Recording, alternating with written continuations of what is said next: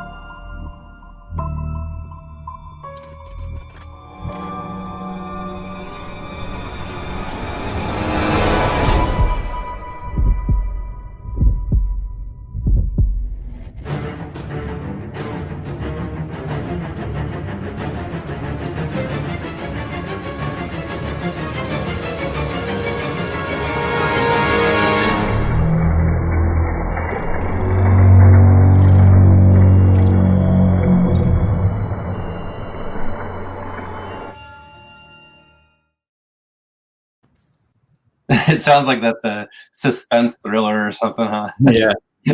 Anyways, hey, welcome everybody. It's Charlie with Contemplating the Cosmos, and I'm very excited, and I'm really happy to share a special guest that I had the privilege of meeting through Jesus and the Near-Death Experience Facebook page, and as people start to accumulate and trickle in here, I just want to kind of give a brief overview of kind of your background, Brian. And so for anybody that isn't aware, Brian is a retired Army veteran and a psychotherapist. We're probably going to unpack that a little bit too, by the way. And you had an amazing near-death experience about 3 years ago. And now the other thing that kind of threw me for a loop is that you had a heart transplant about 2 years later. Now we're definitely going to unpack that. And I guess I don't want to, distort or dilute or whatever the main purpose of why we're doing this. You had an encounter with Jesus in your near-death experience, and really we're trying to shine the light of Jesus in the world, and that's kind of why we're doing this. And so I really want to get into the details of that, but we're gonna try to ride this out as long as we can before one or the other of us give up and or it gets too late, or we've exhausted all the topics, which I don't know if that's going to happen, but we'll see. Right. So yeah, anyways, this is Brian Hoyland, and I want to actually give you the floor to maybe kind of give a brief introduction from your perspective as to what you do. And I mean, you wrote a book, you had an experience, maybe you can start from the beginning. All right. Well, I got my condition in the military. I was exposed to toxic chemicals, and over the years, it developed into autoimmune diseases. I was initially faced with nerve damage and circulatory damage, and I was still able to manage quite well with it. I did mixed martial arts. I was a marathon runner. I lifted weights. I might not look like it now. I mean, I've lost quite a bit of my size over the last few years, but I was really healthy. And, as far as the condition went, I had my limitations, but it wasn't enough to stop me from living my life until August of 2016. I was working, as you said, as a psychotherapist, and I was working with criminal offenders who were recently released from prison. Mm-hmm. I had worked for the VA. I had then worked for the Department of Corrections in Minnesota. And then I decided to work for a private company outside, working with the criminal offenders as they were coming out. And I really believed in helping people to get a new start in life. And I think we're obviously going to have them living next door to us. It's probably a good idea to give them the help and tools that they can be successful with. So it was a really high-paced job. And the week leading up to my actual first incident, I felt run down. I was tired, but I didn't feel like what was going to happen was going to happen. It just didn't seem like I was going to have a heart issue. But Friday night, I got off of work, and my wife was going to up to her family's cabin, and they were going to have a girls' weekend up there. And so I was going to be alone with my kids. I was super excited, and I got home. My wife had dinner ready for us, and then she left. So that night, we had a normal night, and I went to bed. And around midnight, I woke up, and I was, projectile vomiting, which is actually a real thing. I've never done that before, but I felt like a gorilla was stomping on my chest. It was the most intense pain I've probably ever really experienced. But the vomiting really caught my attention. I just, it definitely catches your attention, wakes you up for sure. But, I didn't realize what was happening. I never had experienced that before, and I didn't know that my heart was bad. So I thought maybe I had food poisoning or something. And so I tried to ride it out, kept on all night long. It felt like somebody was hitting you in the chest. It just, that pounding, and my heart rate was really high. I didn't realize how high it was till the next morning. I said, I got to go downstairs. So I started crawling down the stairs, finally made it to the couch, and I couldn't walk. It was really dizzy, and I started losing my vision. Things were really blurry and spinning. So I was laying on the couch, and I finally told my children, I was like, you know what, you got to call 911. So were you by yourself with the kids? Or? Yeah, I was by myself with the kids. And I think my kids were like 14, 12, and 9, I think, at the time. Somewhere around there. I can't remember. Really scary for them. Yeah, it was terrifying for me. And the looks on their faces really broke my heart. It was, I was trying to hold out because I didn't want them to be so afraid. I knew something was wrong, but I just didn't realize how serious it was. I didn't want to be that guy who calls 911, and it's indigestion. You hear about that on the news. I just didn't want to be that guy. I mean, I was 42 at the time. And I was really, like I said, in pretty good health. I didn't think that this was a heart thing. Mm-hmm. But when the ambulance got there, the paramedics and everybody, they were pretty quickly in my house, and there was a whole group of them. But they took a couple readings off my heart, and they said, hey, we've got to lay you down. I mean, I was already laying down, but they stretched me out. They cut my shirt off, and they put the paddles on me, the AED. I'm like, seriously, what are you guys doing here? And they're like, if we don't shock you now, you're going to go into cardiac arrest. I found out later that my heart rate was well over 300 beats per minute. So, I mean, it was moving. That explained why my heart was hurting so badly. And they shocked me. And, I didn't really, I have some memory of that time, but it was pretty intense. So I don't have full memory of it. I later found out because they had the ambulance people come, or the first responders were my fire department. They came every single time to my house usually on holidays, but they said that when I had gotten that first shock, I was the only person that has ever said, hey, can I have another one? And I remember it felt great because it brought my heart rate down so quickly, and it was still really high, but it brought me to where they could now move me out to the ambulance.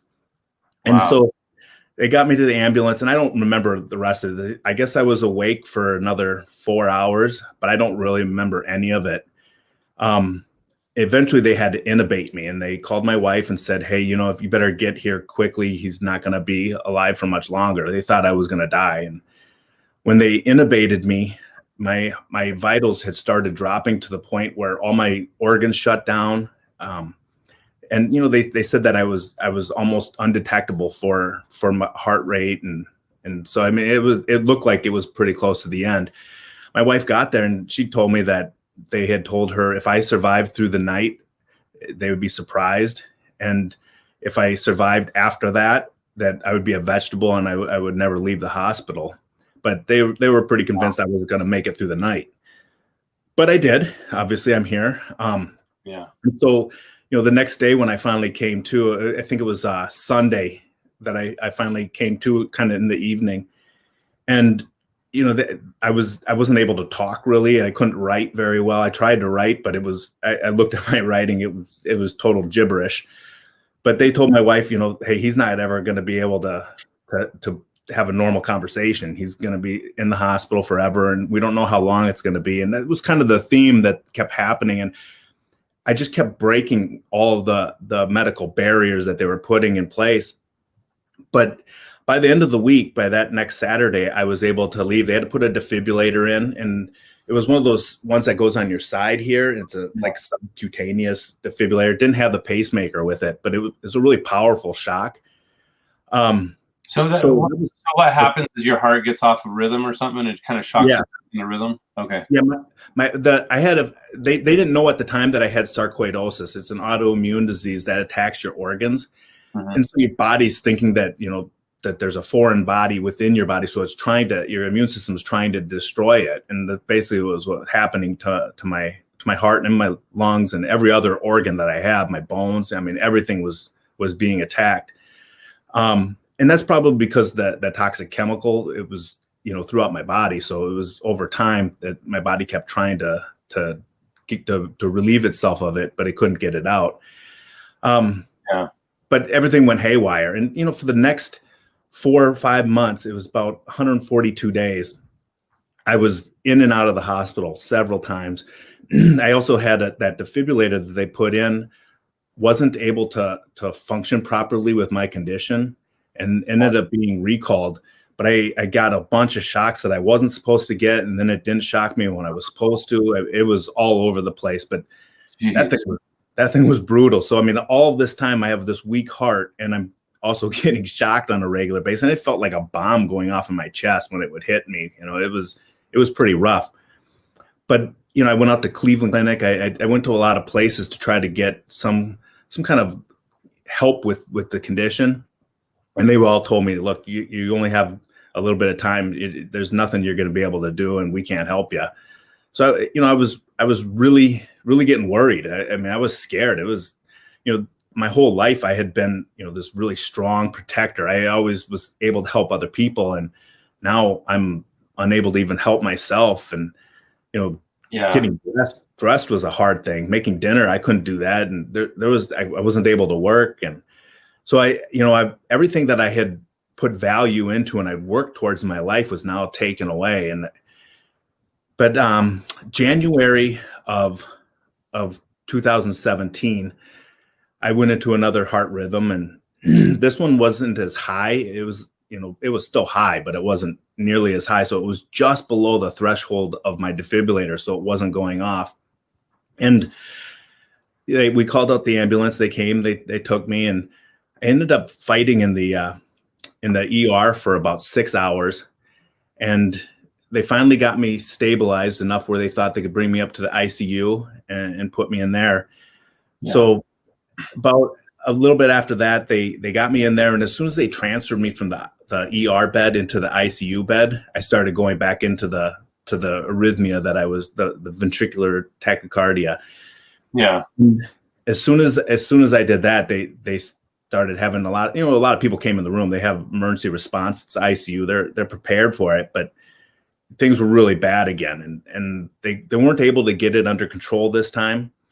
Yeah. And I started to go into a point where they brought in the emergency response team, where they have a crash card, I guess. And they, at that point when they bring them in, and it's kind of like the Wizard of Oz, when the flying monkeys come in and they got them in that dark woods, and all these shadows and things are going on, and it's terrifying if you're a little kid, right? Well, that's what I felt like in this hospital bed. I felt terrified. There's tons of people in this room. There's hardly anything that I can do. I'm laying on this bed, and they have me strapped down so that, if they shock you, they don't want you to fly off the bed when they do it. But I was lucky because the way that I was positioned in all the beds in this particular hospital, they're a crucifix on the wall. Mm-hmm. So I was able to look at this crucifix, and it was really the only thing that was providing me any kind of hope. But I remember looking at this crucifix and thinking, I knew I was going to die. There was something about that whole time. Even when I was in the ER, I was like, this is it. The doctors have told me before that I wasn't going to make it. And I believed them. I think that was really the only diagnosis that they got right the whole time. It was, my illness was so complex that they were just kind of swatting at it, trying to figure out what was going on. But they were right. I wasn't going to make it. And this time I knew it. It was, I've been in the hospital enough times. I'd been in that ER bed several times before that. So I kind of knew the drill, but this time it felt different. And, I'm looking at that crucifix and I was thinking, I'm coming to see you in a minute. I've been confessing the whole time. I was like, I tried to think of every sin that I had done my entire life. I was trying to get them all out. But it was like, when you're coming up to the end of your time, it's, you really do part ways with a lot of things that you've done in your life, and you really realize what's important, what's not. And I was thinking, man, I didn't even get to say goodbye to my kids. They were sleeping when this happened. And, there's a lot of things you start to realize that you're going to miss, and things that you wish you could have done. But, they're asking me all these questions, and they're asking me things like, what's your name? What's your address? How many kids do you have? All these things that they already knew. So I knew that they even thought it was getting close to the time. They were just trying to keep me, interactive with them, keeping me awake. And finally, I said, I don't want to answer the questions anymore. It took so much effort for me to be able to talk, because I was getting so weak, and I could feel my organs all shut down again. And, they were constantly saying, hey, we're losing them here and we're doing this. And they were giving me shocks, and I could barely feel the shocks at all at this point. And, finally, I just said, I'm going to close my eyes, and I'm just going to sit here and wait to die, because it's coming. And I was at peace at that point. I felt like Jesus was there with me. Talking to people, telling them that, like, hey, I think. No, I couldn't get that part out. Okay. I just closed my eyes, and they kept saying, "Open your eyes, Mr. Hoyland, open your eyes." And I finally said, "I don't want to open my eyes." That was the last thing I said to them, and. It took everything, and it sounded evil. Like in my head, I could hear what I said, and it was like, "Oh, I don't want to open my eyes." It was just like this guttural response, and it was the only thing. I took everything I had left to be able to get that out. But I remember I just was like, I just want to be with you, Jesus, right now. And it wasn't that crucifix anymore. It was this actual feeling. It's like if you've ever prayed. And you've had this calming sensation come over you when you kind of felt like the prayer had been answered. That was the feeling that I had gotten. And I knew that there was something more to what was happening. I knew I wasn't alone. Yeah. So as that started to progress, and I was laying there, and I felt this shake and this pop. And I mean, it was very distinctive. And that was instantly, everything was shut off. I mean, everything went quiet. This chaotic hospital room was no longer present. The noise was gone.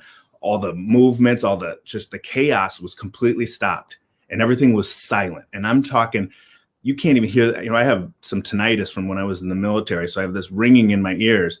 That was gone. Everything was gone. And it was completely silent, and everything was black, just completely black. But what was really cool is I didn't lose any conscious thought.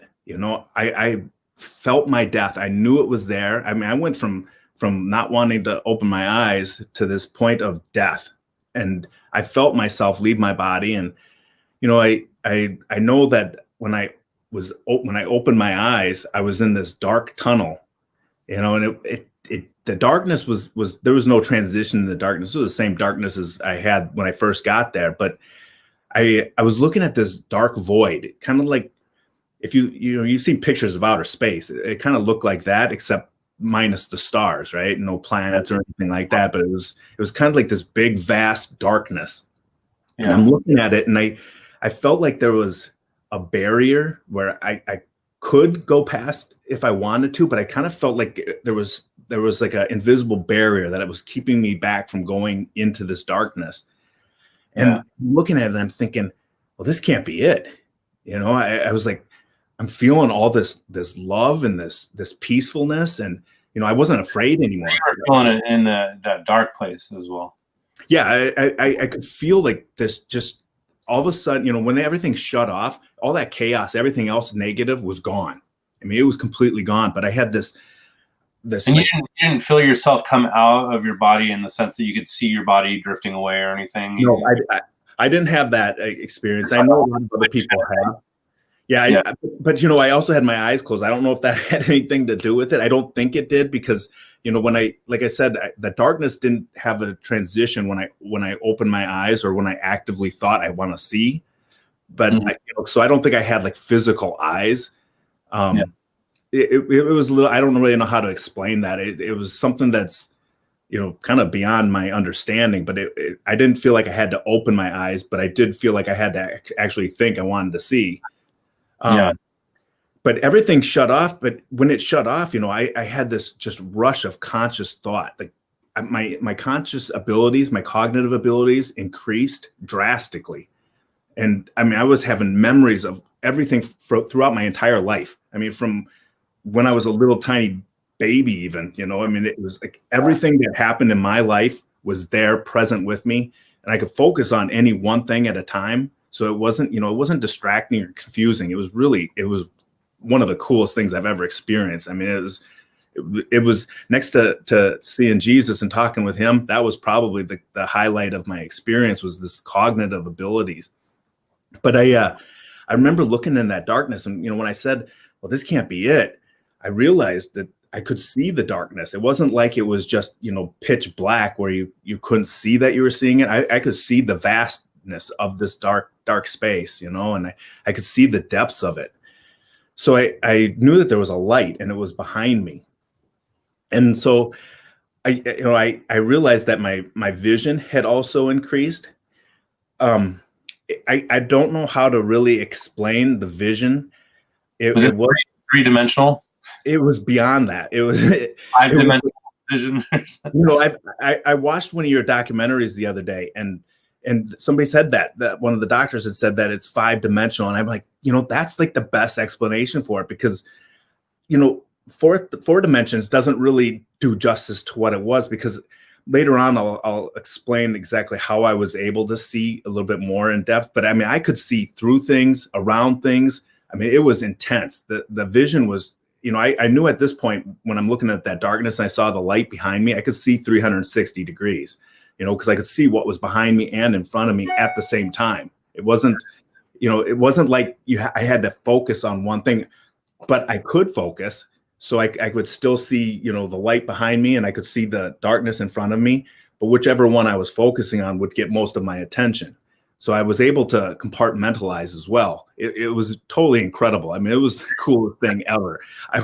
I wish I could just go back in my dreams and do this, because it is so much fun. It's like seriously taken for granted when recounting a near-death experience, is because a lot of people that are trying to scrutinize or, try to give their scientific spin on it, they just never account for like these details, Yeah.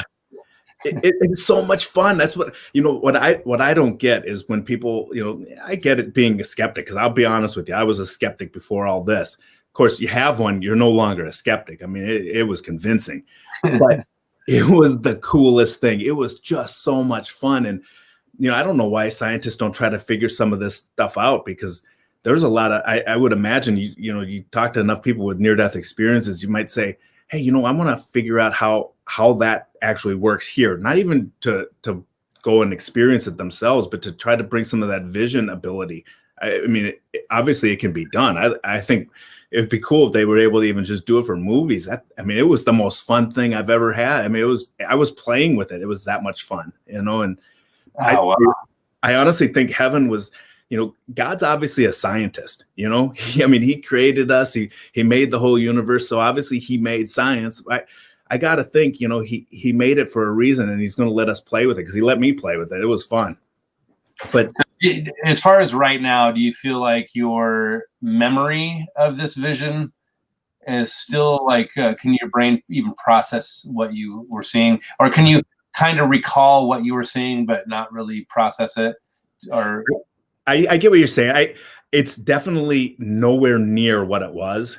And I think that because had I had that ability, the cognitive abilities, I could explain it a whole lot better, because when I was there, I was like, I figured it all out. Everything was so easy to understand, but but it's like if I would have thought about, hey, I got to remember how to tell people about this when I come back, but I didn't know I was coming back. I was like, hey, I'm here to stay. At this point, I didn't even think I was going to be able to come back. But if I would have thought about that, I probably would have been able to say, hey, here's what I need to bring back and tell people about. Hey, this is how it is. But it's so hard to explain it because I'm trying to use my limited vocabulary. I've told somebody about this, that, imagine if you were blind and for one split second, you were able to have vision and you saw a rainbow. We can also, and this is like the best rainbow any one of us who have vision has ever seen, right? It's just the most striking rainbow. Now to try to lose your vision again and go back and tell another blind person what you saw would be so difficult to do. And as people with vision, we would have difficulty describing the most beautiful rainbow ever, and we've seen rainbows. We know how to do that. But that's kind of what I feel like, is like I'm trying to explain this thing and I'm still blind. I still have the same limitations that we all have. I just happen to have this one glimpse that I had for a brief time. And now I'm trying to explain that with the limited knowledge and understanding and, all the vocabulary. And it's I can see where you're coming from. I mean, just trying to explain like something that other people don't understand. It's like trying to get somebody that doesn't have the capacity to understand, like me trying to explain to my 2-year-old how to do something, and it's like he doesn't have the capacity to wrap his head around this yet. Right. But again, it's like even my ability to perceive it is there, but I don't have the ability to convey it. Anyway, so that's No, I totally get it. It's like trying to tell somebody why you love somebody that they hate. It's nobody's going to understand that. They're like, I hate that person. How can you possibly love them? That's insane. And there's no way of giving all those little brief things that make you in love with that person, and so, well, gosh, man. So you're experiencing this 5-dimensional vision or something. And, you're not the only one that has talked like this. I mean, I've heard a few different ones.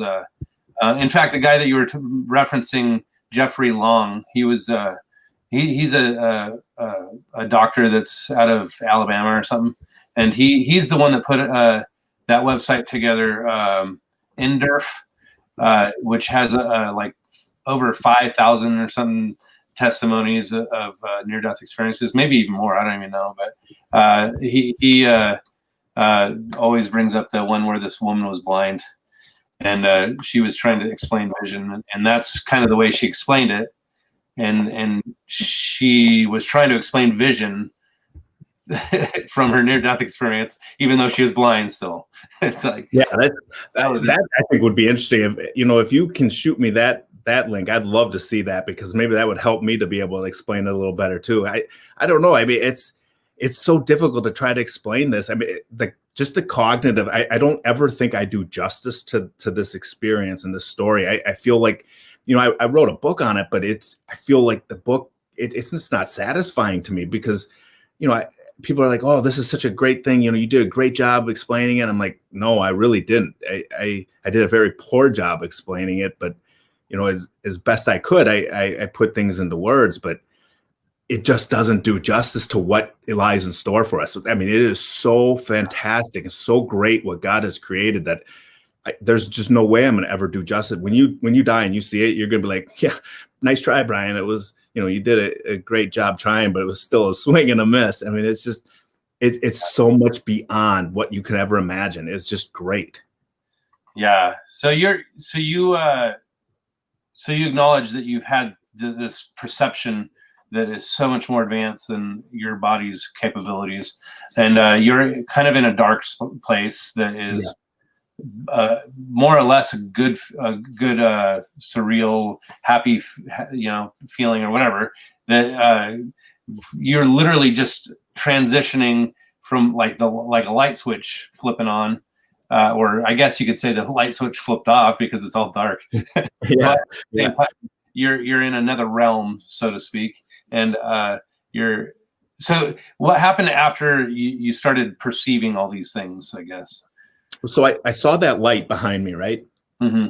And so now I turn to it, and I can see, and it's far away. And that's, that's part of the thing with my vision. I could see really far. And I mean, I don't know how to describe how far I could see.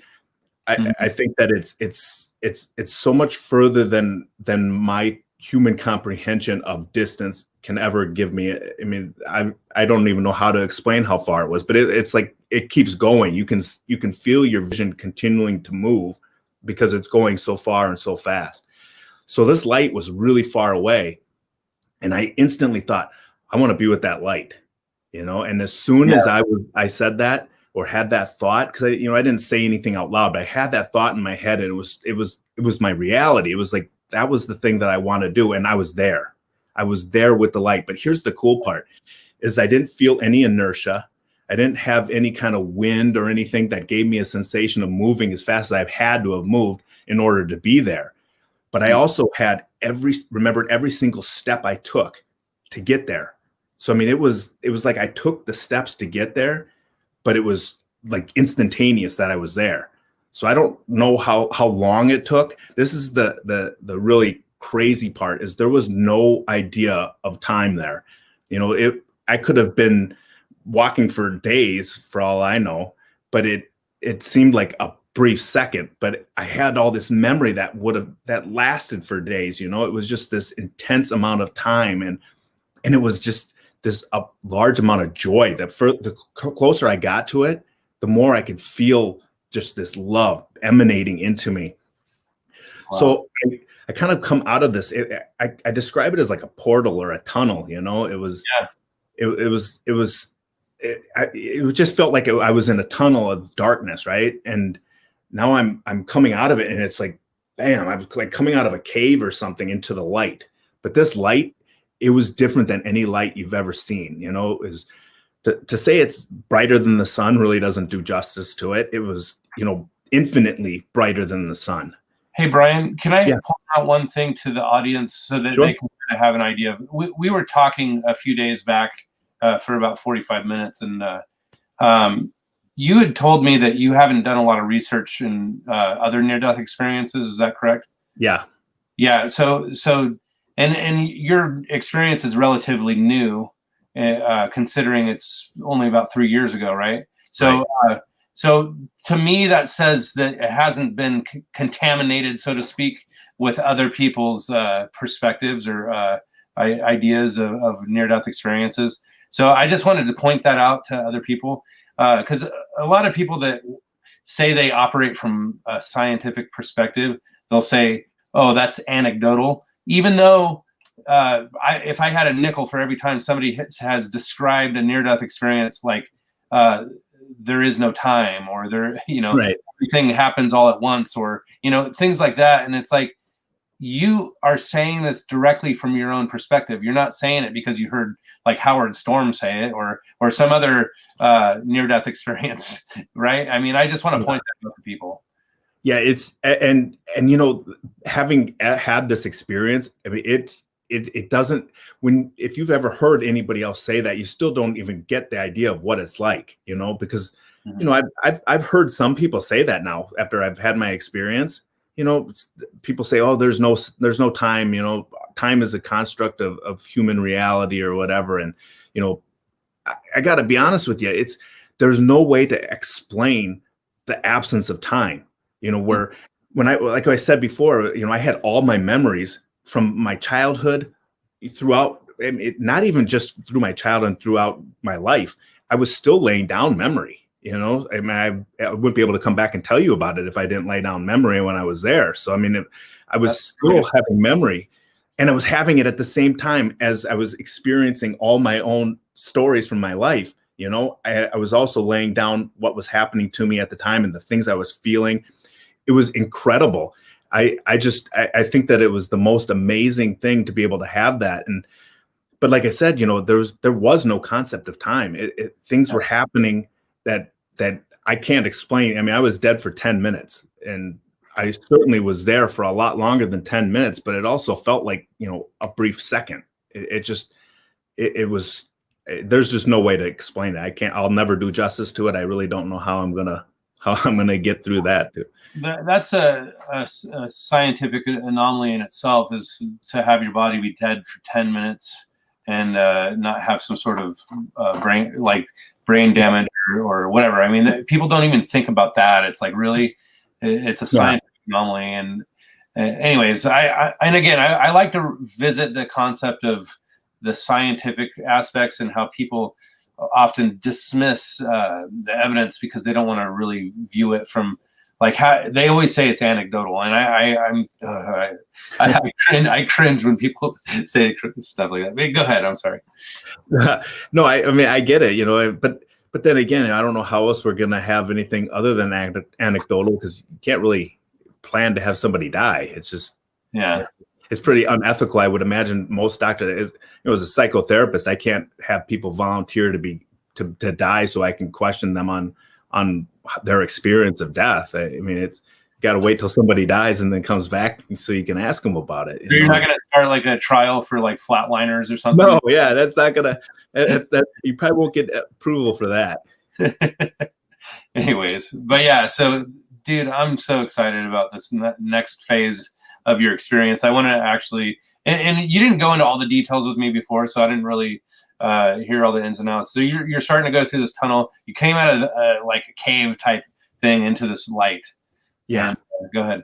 Okay, so I'm standing before this light, and I mean, I knew it was God, but I didn't really have the thought that it was God yet. I was just looking at it. I was kind of in this, like, the stereotypical deer in the headlights, right? It was like just this awe, like this, I could feel the love emanating off of this. And when I'm saying it's emanating off of it, it was like palpable. I mean, you could feel the love all around me. And, I never looked at my body, so I don't know what kind of a body I had.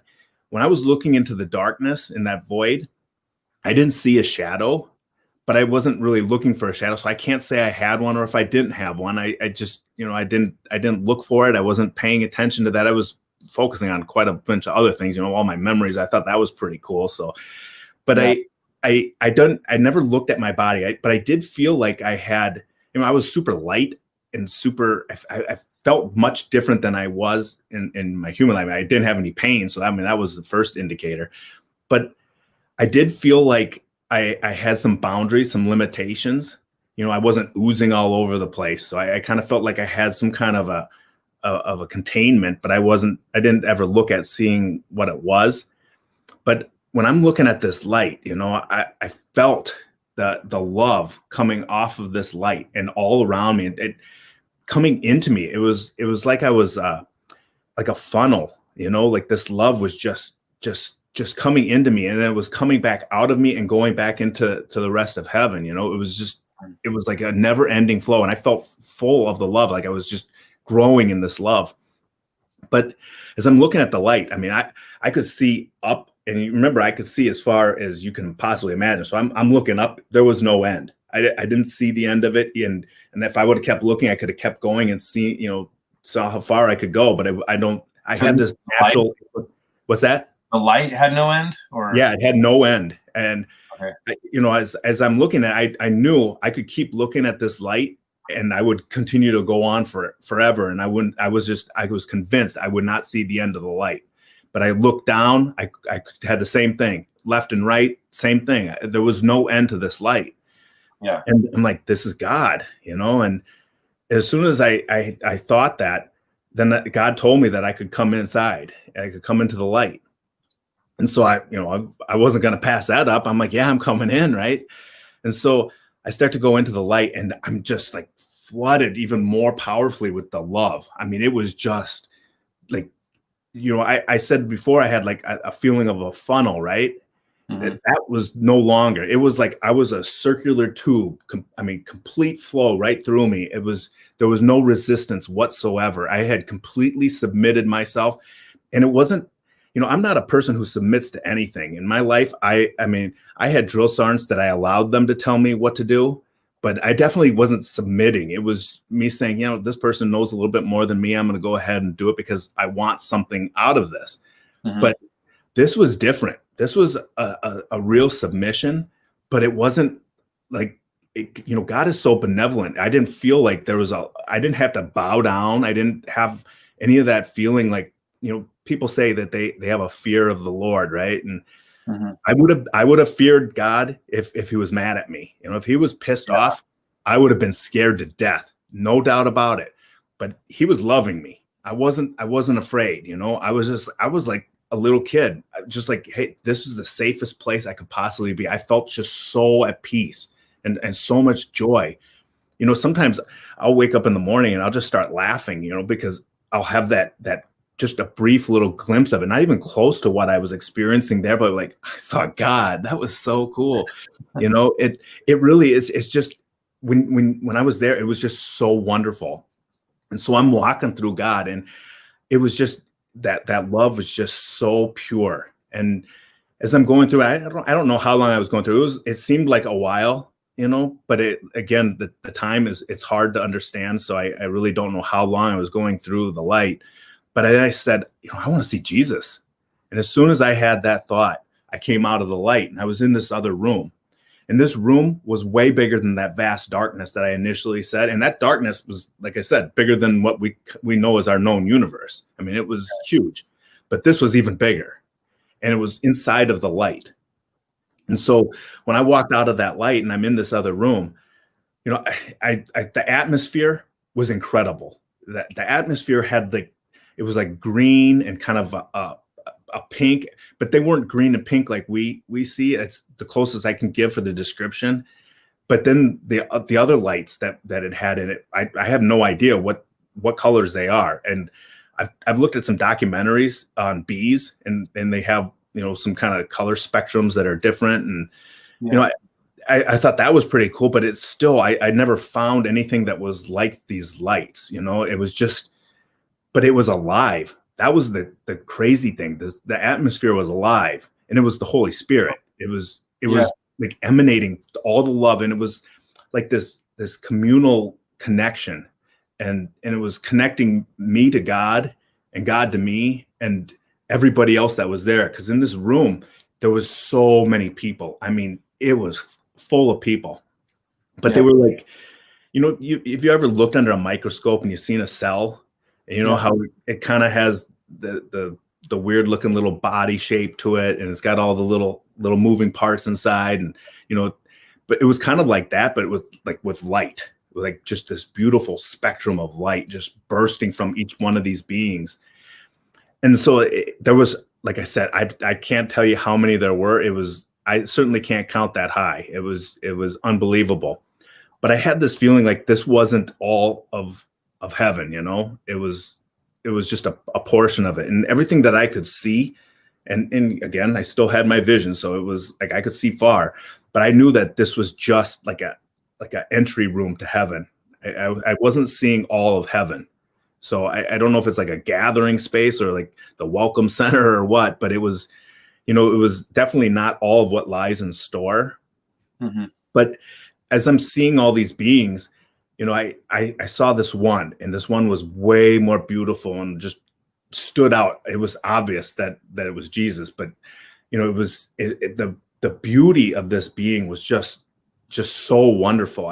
And I was naturally drawn to this being, like kind of like a missile. When they lock in, they go to their target, right? And that was like my vision. All of a sudden, just everything else went away. It was still all there in my peripheral, but I was locked in on this one being. And I'm looking at him, and I'm like, Jesus, I just want to see your face. I just want to see your face. I just want to see it. And as I said that, his face started to come together, and it was just like this beautiful light just shining out. And it was as bright as the light of God. It was that bright. And it was on, like, he started to come together. I could see that he was smiling at me. I could see his features. But here's the one part that, I used to kind of feel like I was gypped a little bit, because, everybody's talking about, oh, this is what Jesus looks like, and this is what he looks like. And, I don't remember what he looks like. That was the thing that was hard for me, is that as soon as I got it into me and I could see that he was smiling at me. So I was seeing what he looked like, but I wasn't able to lay down any memory of it. So the only memory I've got was that bright light, and Can I just interject real quick and say, I think I described Ian McCormick to you on our first conversation. Mm-hmm. I think that you should hear his experience because it sounds like an identical description of Jesus. So I just thought that it would be kind of a confirmation, or it might be good to hear his perspective too. Would you send me that link too later? Yeah, Ian McCormick, definitely. And for anybody listening to this right now, if somebody is not familiar with Ian McCormick, you should definitely hear his experience. I think the first time I ever heard him, I mean, you could look him up on YouTube. It's really easy to find. Yeah, I will. But basically, he is one of the best, most articulate descriptions of, and he's a very likable guy. You'll just love to hear his story. All right, good. So, but anyways, so Jesus, it sounds to me like the light was so imminent or radiant that you couldn't really make out the face, so to speak. Yeah, I guess, yeah, but I could see that he was smiling at me. I could see his features, so I knew I was looking at him, but I just couldn't have I didn't have the memory of it. So as I'm looking at him, there was nothing getting through, and I wasn't able to actually see his face, So I saw his face, but I didn't see it, or at least my brain wasn't able to recall that memory of it. So it instantly was losing the ability to recall. Yeah. But the one thing I was able to see were all the people around me. They all came into view too. So I was able to see people, but since I was so hyper focused on Jesus, I don't have that memory. Only memories I have from my experience are the things that I specifically focused on. So like even my childhood memories, I'll go into it a little bit later, but I had a life review too. But yeah, even that came after you saw Jesus, or the life review comes in a few minutes. Okay. I don't know how long of a time there, but yeah, it comes in a little bit after like 20 years later. Yeah, it could have been. Who knows how long it was. So, but one of the things that was really cool is, like I said, there were so many people, and this is kind of the thing that I was going to tell you about earlier, but I wanted to wait till now. Mm-hmm. With my vision, is I could see around people, so I could see every single person that was in this room. And I could see around them, so I could see every single person fully. I could see the back of them. I could see every aspect of every person there. There was nobody hidden. So, I mean, you could try to play hide and seek there, but it's going to be boring because people are going to find you right away. It's super easy. But it was incredible. That's why I said I don't know how to describe it. So when you showed me that documentary that had that five dimension, I mean, that's it. It's beyond the 3 dimension of what we would imagine by a lot. So yeah. It's just crazy to have that kind of vision. And so then me and Jesus, we go through my life review, and this is this was the part that really kind of it took me aback. Not so much there as much as when I came back, because when I was there I was really upset about the thing that I had done. But like I said, in the hospital room I was confessing everything, right? So I mean, everything that I remember doing, I was like, hey, I did this. I'm sorry. I wish I wouldn't have. And I meant it. I really wish I hadn't done those things, But now it was like I had true contrition for those serious things. The ones that were bugging me were the things that I could have done, but I didn't, or the things that I did and I didn't think they were that big of a deal. But I could see how they hurt Jesus, and that really got me. I mean, it broke me up because he's smiling at me and he's got all this love for me. And I did these things, or I didn't do some things, like, where there was one that really got me. It was, I could have stepped in and stopped somebody from getting picked on one time. And I used to pride myself on being a person who stood up for people. And I went to the military for that reason. I don't like bullies. So I used to be a really tough guy. So I thought, hey, I can take out some bullies. So I did, that was something I prided myself on.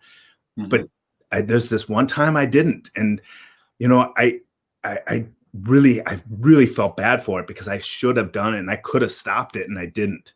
And that one I hadn't even thought about. It was something so long ago. I never even thought about it. And And I saw how it hurt God, it hurt him. It tore him apart. And I did that. And so I'm looking at him as he's smiling at me, still showing me love. And, he knew I was sorry for it, but, I had to accept that. And so, those were the kinds of things that with that life review, going through that and having all those memories, that was just, it was incredible. And it was also, it was surreal to see that, to see the things that I, hadn't done. And I think the nice part about my death is that I had a lot of time to make amends for, confess the things that I had done. So I got the big things out of there that, I think they would have probably kept me out of there. I don't know for sure, but I know that I felt very happy that I was able to confess those things before I died, and that I didn't die instantly. I mean, I don't know what would have happened if I would have immediately died, but I had some time to confess them. And so those other ones, the ones that maybe weren't that big of a deal, they still hurt when I was there, and I had to release my hold on things like that.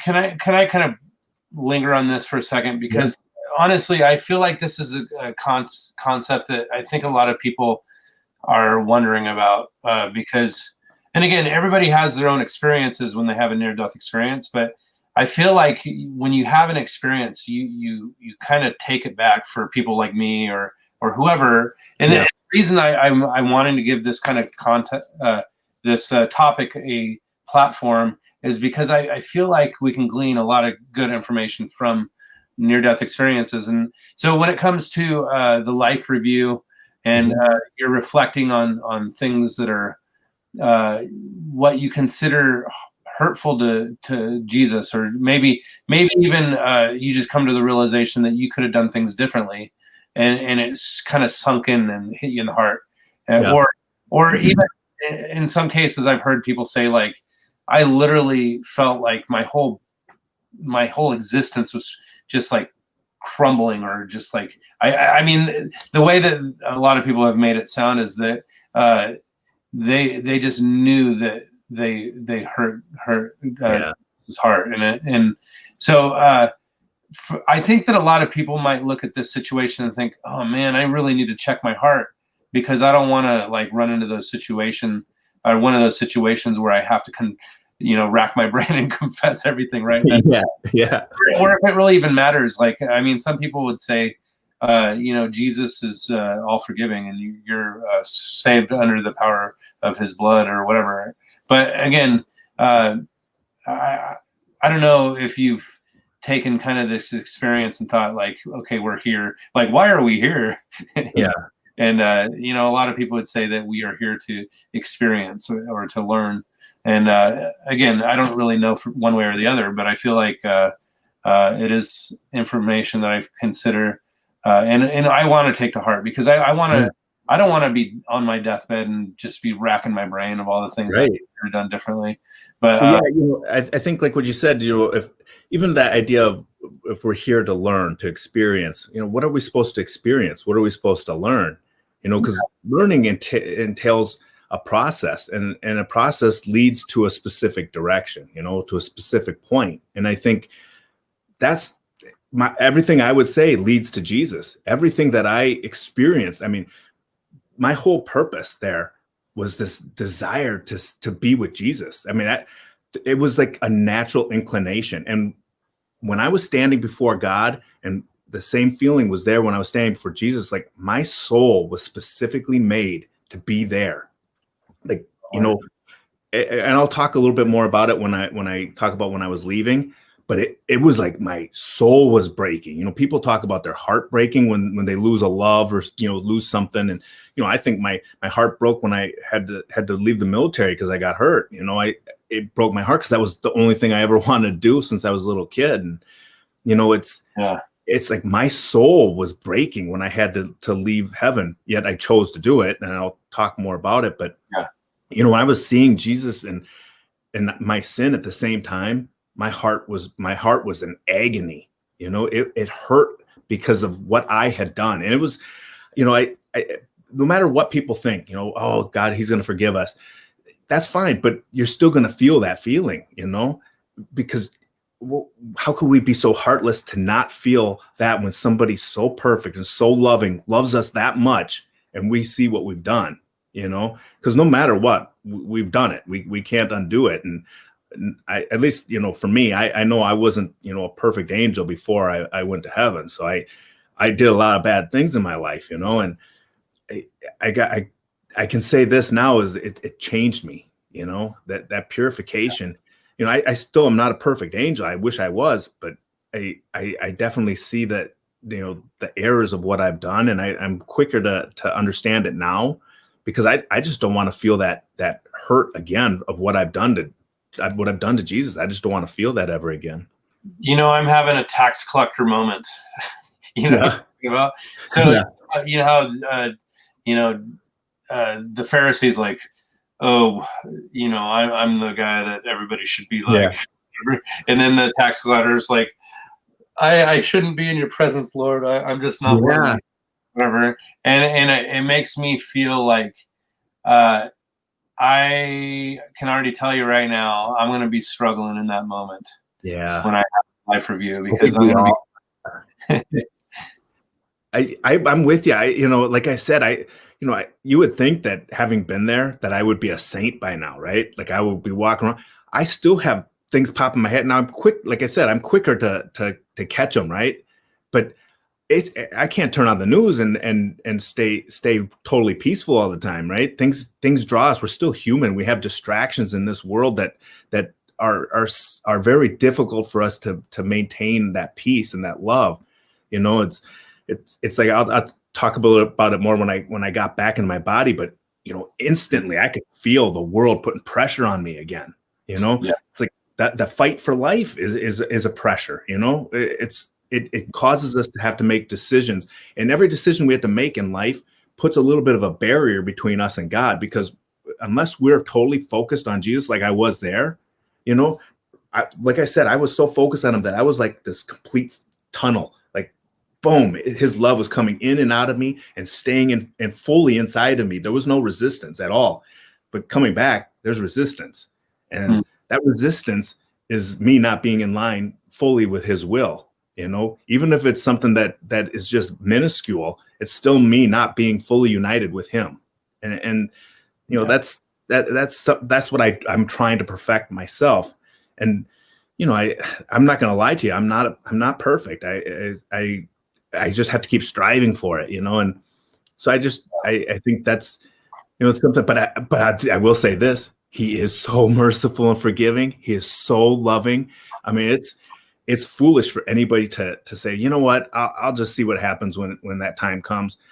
I would say, hey, just right now, just tell him you love him. Just whatever you can do to make that relationship stronger, do it, because you're missing out, because that love is there waiting for us. Even if we have the distractions of the world, he's still there fully loving us.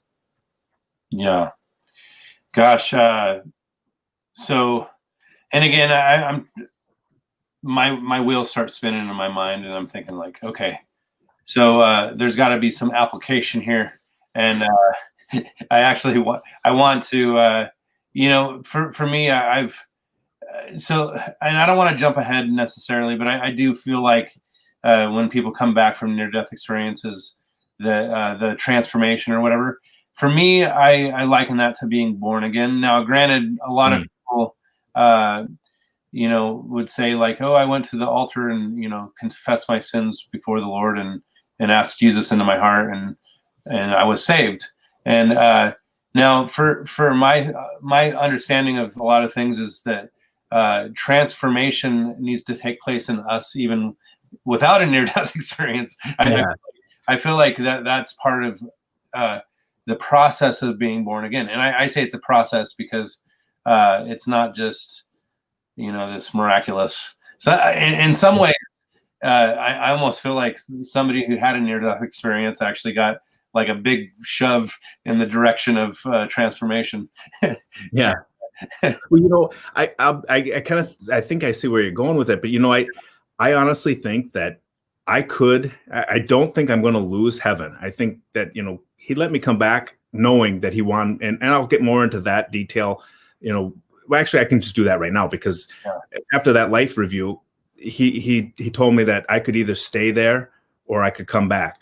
But what brought that up is I had this experience when I was about 6 years old. My great grandma had died. And I mean, she was beloved. My whole family loved her, right? Everybody was crying. And I mean, it tore everybody up. And I'm 6 years old and I'm seeing my aunts and, my uncles, everybody was crying, right? Yeah. And so I'm like, that night I said, I don't want to die early. I don't want people to be crying over me, and so I prayed pretty hard. And I remember, saying to God, I just want to have a long life so people aren't sad about my death. I just don't want to, have that happen anytime soon. Let me have a long life. And it was just pure as a little kid, I probably didn't even know what I was asking for, right? Who necessarily wants to have a really long life? And I didn't put a a a 6-year-old probably thinks 40 years is a long life. But I asked for it and I had this feeling of peace just come over me. That was my first real encounter with God, is that I felt him actually answering my prayer. And I was like, wait a second, I thought you answered this prayer. And he's like, I did. And the offer is still there. You still can have that long life, or you can stay here in heaven. And so, I'm trying to think about all the reasons why I should go back. And, I thought, well, my kids, they're going to be really sad. And then immediately he's like, I got that under control. I have a plan for that. He goes, I've been taking care of them all along. I realized I wasn't the one taking care of them. I'm doing my part as a parent, but I don't control the outcomes of their life. I don't any more than I controlled the outcome of my life. I tend to actually make that outcome a little bit more of a struggle because of the things that I do in life. But I said, what about my wife, and there's a lot of people that I work with, a lot of patients that are depending on me, and all the things that I kept coming up with, were like, no, that's not it. That's not the reason to go back. And everybody that was there, we had this ability to communicate that was, it was, I don't know, people say telepathy, but it wasn't like that. It was like, we knew instinctively what everybody was thinking. And so I was hearing all of their, not an audible sound of their thoughts, but I knew the thoughts of everybody that was there. And everybody was saying, I've had family, I had, this life experience, or I had these friends that I had to leave behind. Everybody had something that they had left behind, and they knew it was okay. Like God's plan is so perfect that you can see when you're there, all the suffering that I went through, all that hospital stuff that I was going through, everything in the military, everything that I went through my entire life was not a consequence at all. I saw the suffering as being a wonderful bridge to my relationship with God. He replaced every bit of suffering with so much joy and peace that if I hadn't had that suffering, I don't know if I would have had that amount. When people say, oh, my mom or my dad, they suffered so much. And, I kind of think to myself, I don't say it to people because I know when they're going through that and they've lost somebody, that's a hard thing to hear, but that suffering can be really good. It can be really beneficial, because mine was, my suffering was absolutely beneficial. And I'm glad I had it. And, I still have my medical condition, so I'm building up more suffering. I can't wait to see what it feels like when I go back the next time. I'll just say this: God does not leave that to us to where we're going to be suffering in heaven. That suffering is removed. There is no negativity in heaven. There's no anxiety. I couldn't have fear. So when I was trying to think of reasons to come back, it was impossible to think of any kind of fear or anxiety or depression, sadness. None of that stuff played into it because it doesn't exist there.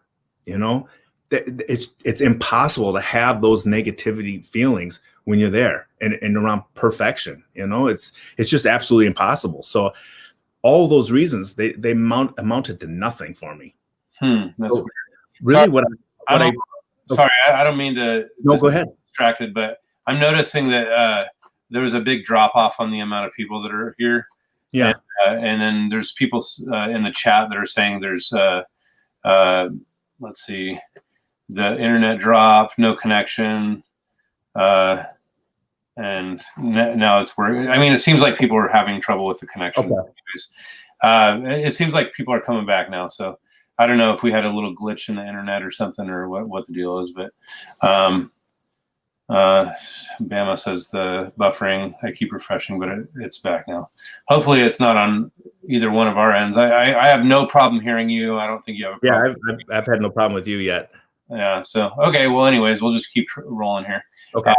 So, anyways, so gosh, as far as the direction now, so you, for me, it would be interesting to know, like the decision that you made about coming back, and so when you made that decision, what happened after that, I guess? Well, part of my decision was, Jesus was helping me with it. And, I said, I want to go back and I want to share your love. I felt so grateful. I mean, the transformation had already taken place, right? So he had changed me into, not necessarily going up back to be a protector of people, but to share his love.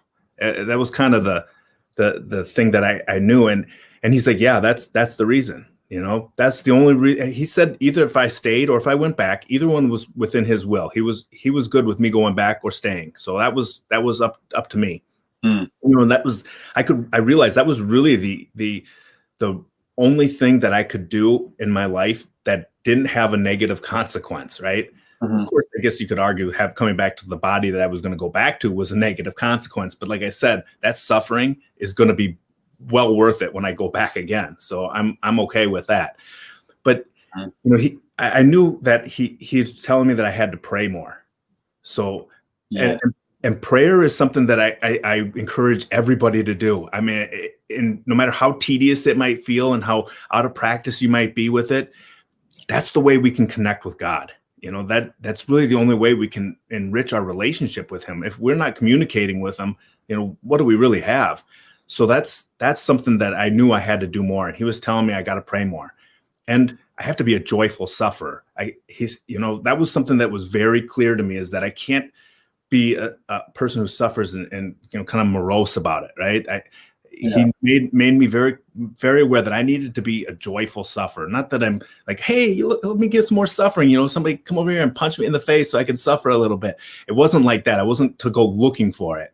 But, in life, we are going to suffer a little bit. There are going to be some ups and downs in our lives, and we've got to be okay with it, that there's a purpose to it. There's a plan. And I had to understand that and grasp it in order to come back. That was something I have to be able to share, because there's so many people suffering in this world. And, and 2020 was good evidence of it, is that.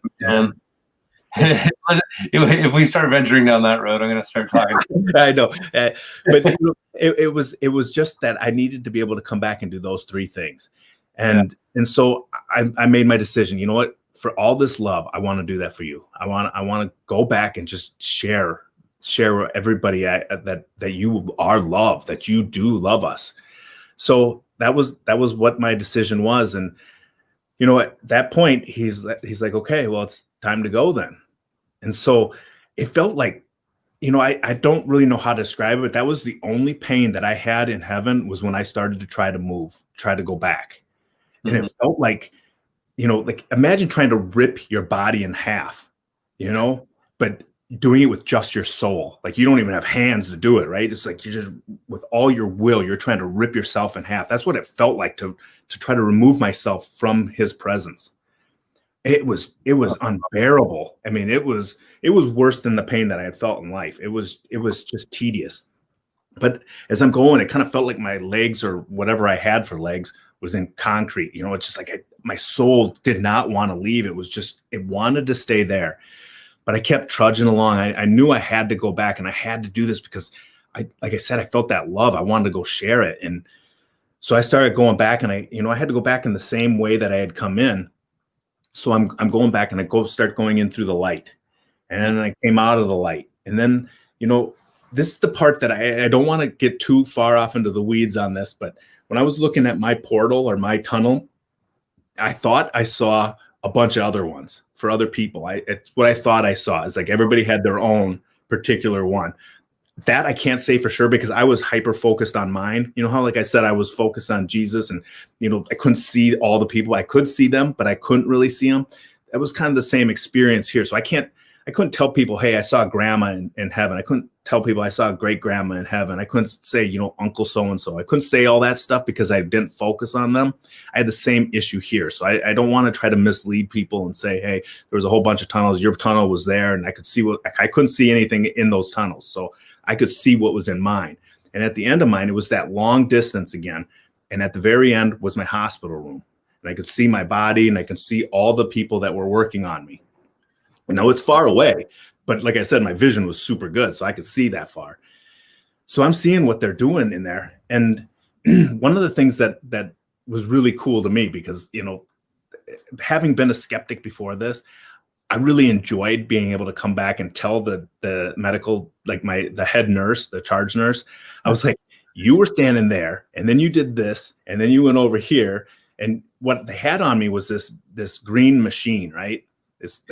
This box that had the kind of a thing coming down, looked like a wishbone, but it was doing chest compressions on me. And I said, hey, you know, well, I'll tell you about what I said to her later, I guess. But anyway, I could see. I'm really excited about where I'll tell you now. Yeah, me too. So I told her, I was like, hey, I saw this green machine on me. And she's like, how could you have seen that? As soon as we got your pulse, we took it off. You weren't conscious at that time.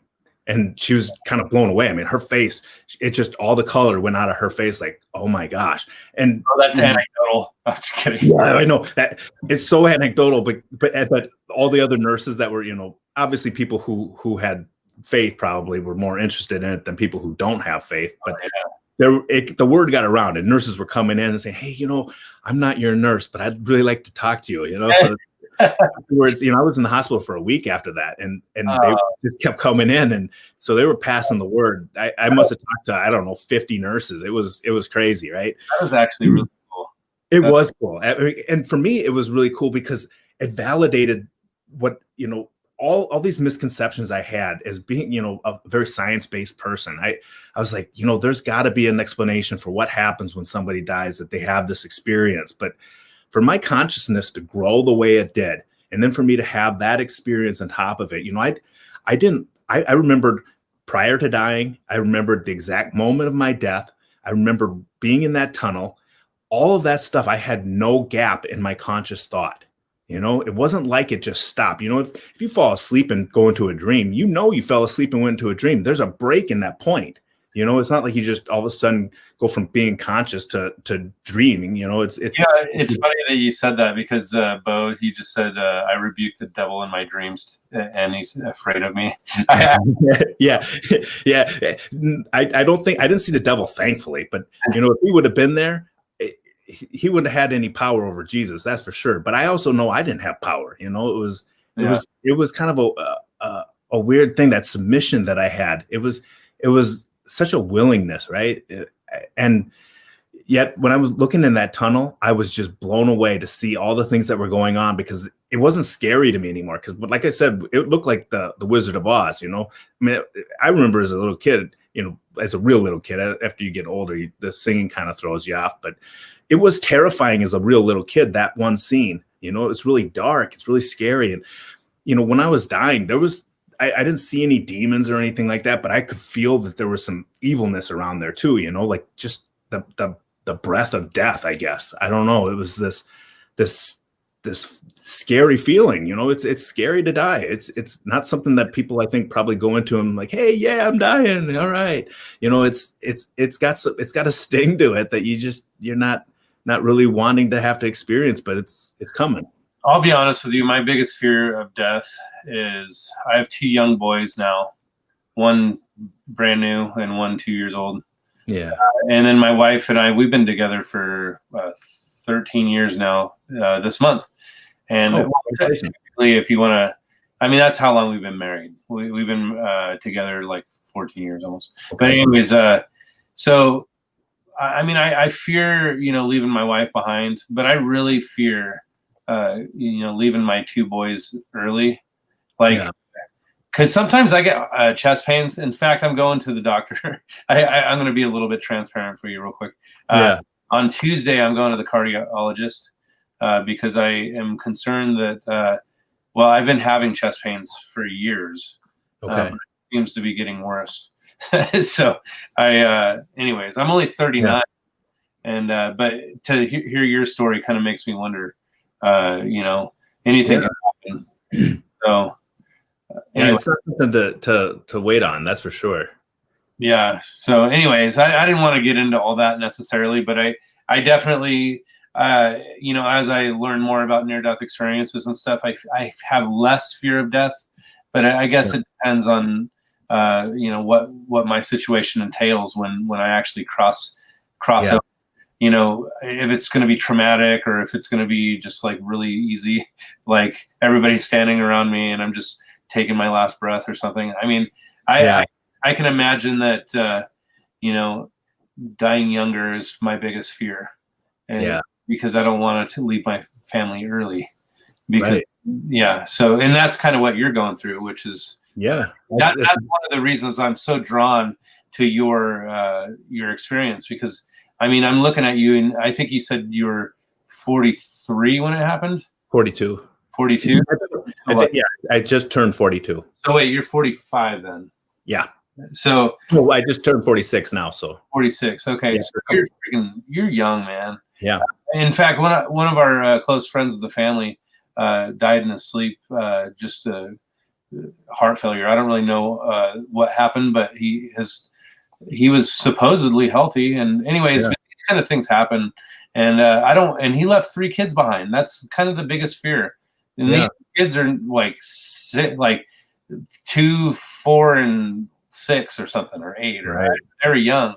So anyways, but I get that.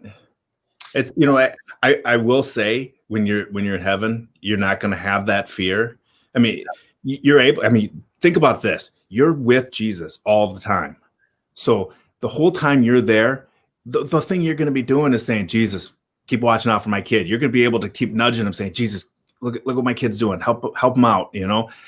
You're able to intercede for your kid there in ways that you can't do as a living human being, so it's not great comfort when you're sitting here. Right. I get it. Cause I'm still worried about it myself. Right. I still have a natural human desire to be able to help my kids. I don't want to leave them in a bad situation. And your kids are younger. I mean, it's a real concern, but I do tell you, our God is so good. He is so good that when you're there, you're going to know how wonderful he is and how much he cares for your kids. It's so much more than you do, which is hard to imagine. Right. I mean, it's hard for me to contemplate that somebody loves my kids more, but I know he does.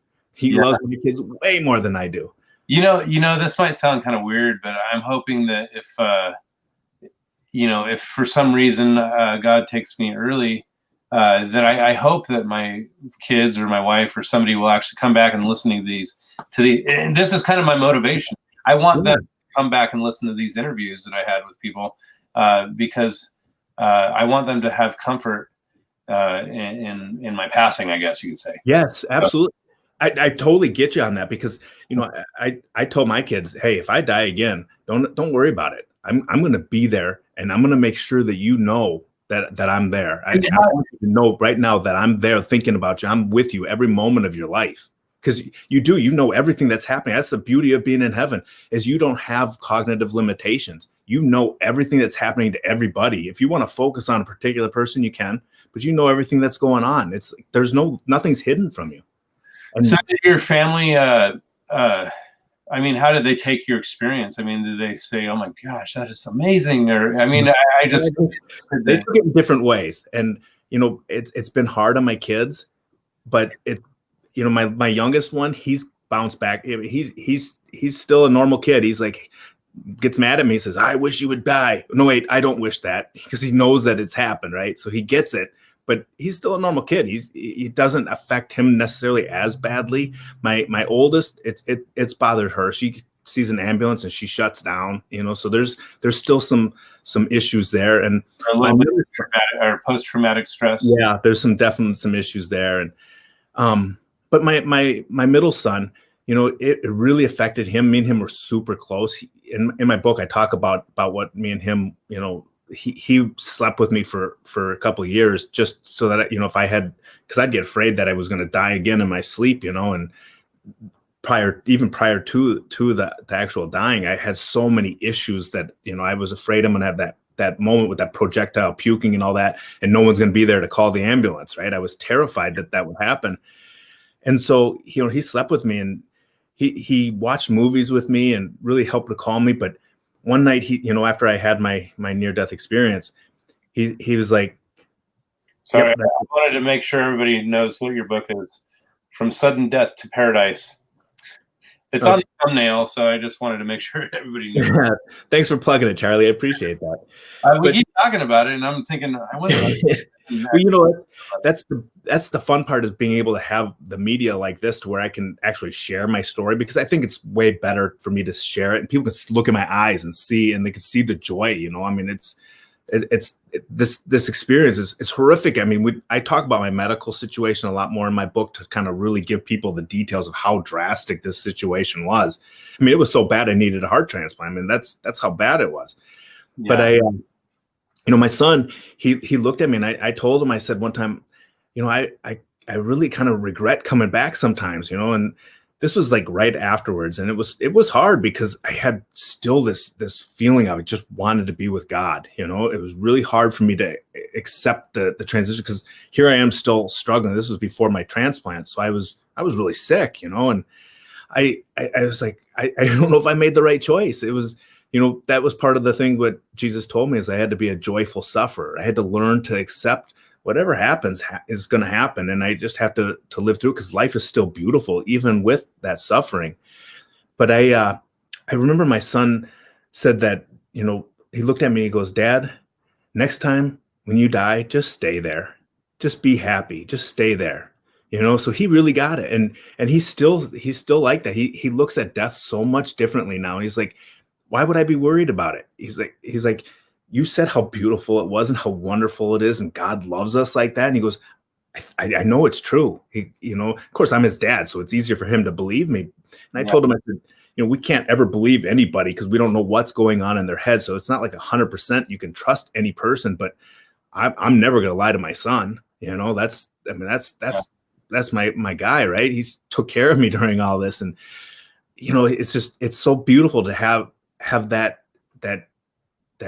lesson taught to him. And I think that's kind of what you were talking about with your kids, is that you hope that they look at these videos and they're able to see the stories and to know, hey, this is something you believed in, and that you're going to be there by their side, because you will be.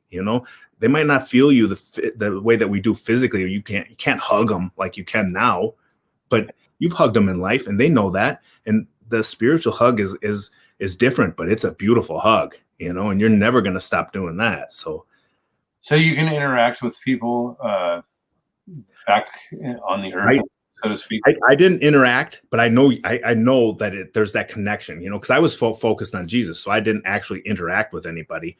But I certainly know that when I was coming back, I was seeing things in that hospital room, and in heaven, you have less limitations than I did when I was coming back.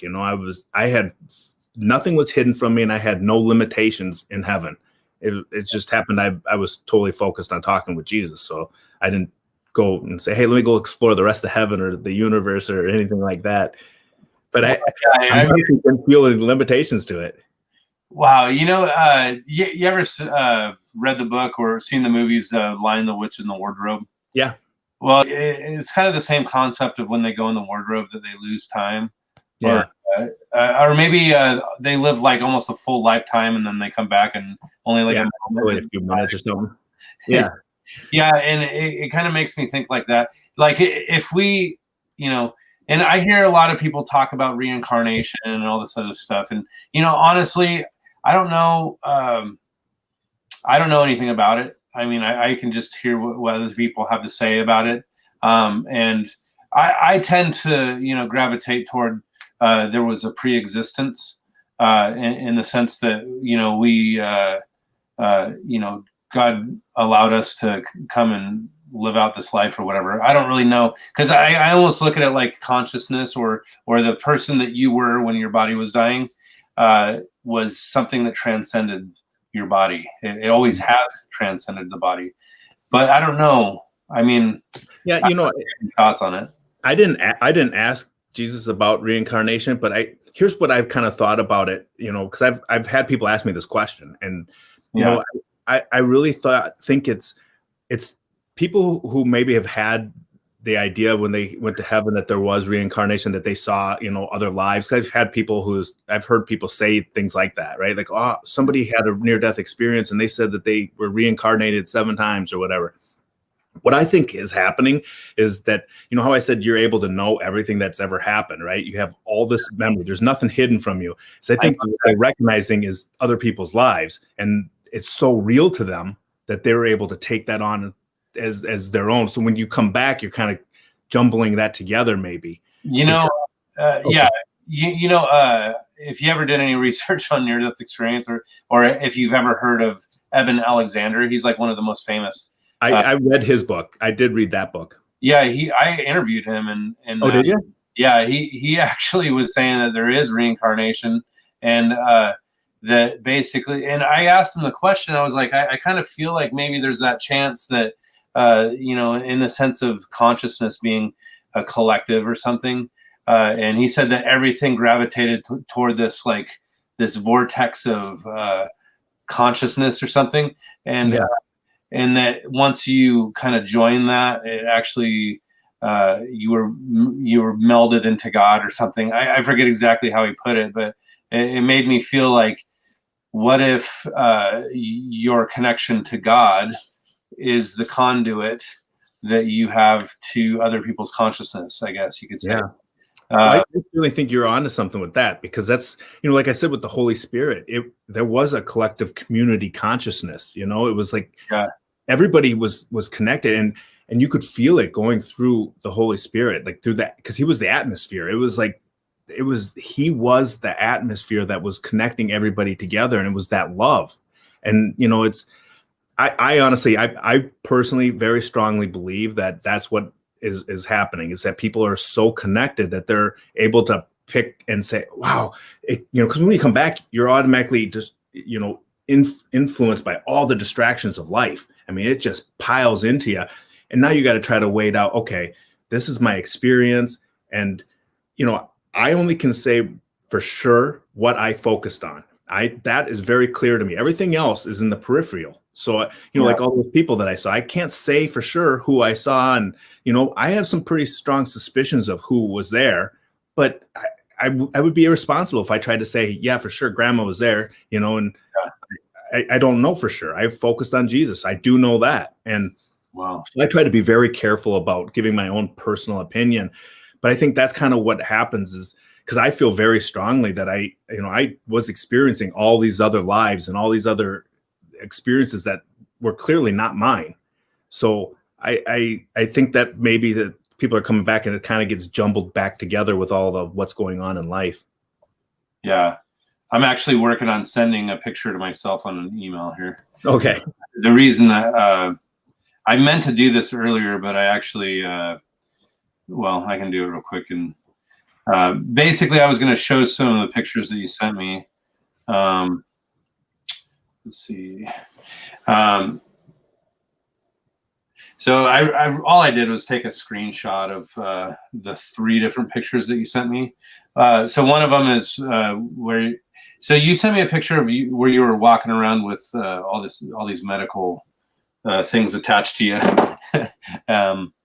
Here, let me see if I can go over here real quick. So I'm flipping over to another tab on my Google Chrome here. I should have done this earlier. I apologize. Oh, that's all right. So, let me pull this up here.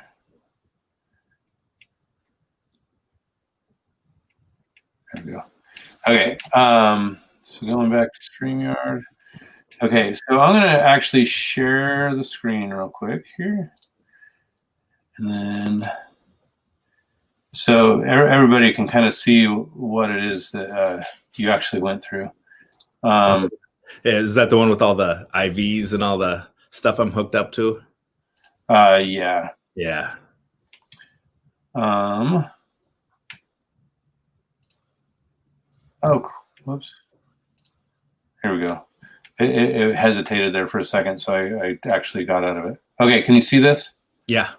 Okay, so this is straight from my email here. So on the top here, you can see his. Yeah, that thing's crazy, isn't it? Yeah, it is crazy. So this is after your heart attack or whatever it was. Yeah, that's after the transplant. Transplant. Okay. Yep. And then so this middle heart here was his heart. Mm-hmm. I wonder if I can zoom in a little bit on this.